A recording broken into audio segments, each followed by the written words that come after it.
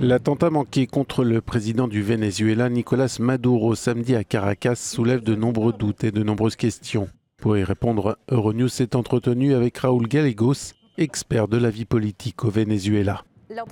L'opposition a émis des doutes quant à la réalité de cet attentat. Peut-on supposer que la version d'une attaque visant le président est vraie? Non, nous ne pouvons pas le garantir. La réalité au Venezuela est très complexe, comme nous l'avons vu ces dernières années, particulièrement sous le gouvernement Chávez. À plusieurs reprises, Chávez et Maduro ont accusé la Colombie et d'autres de tentatives d'assassinat sans aucune preuve. Et jusqu'à présent, nous n'avons vu aucune preuve. Donc il est plutôt risqué d'affirmer qu'il y a effectivement eu une tentative d'assassinat contre le président samedi.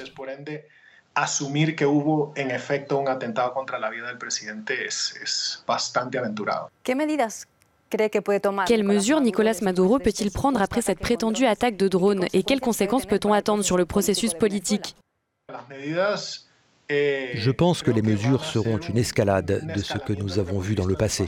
Un gouvernement beaucoup plus agressif qui arrête tous ceux qu'il considère comme des ennemis, en particulier au sein des forces de sécurité, de l'opposition ou de tout autre groupe qui s'est opposé à lui, en particulier au sein du chavisme lui-même.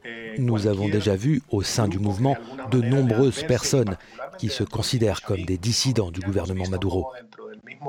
Movimiento chavista hay algunos que se consideran disidentes, que han sido muy críticos del gobierno de Maduro.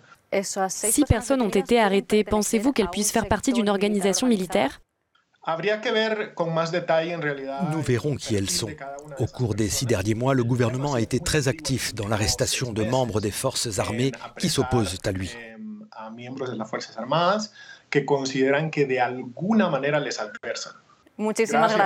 Muchísimas gracias por la invitación.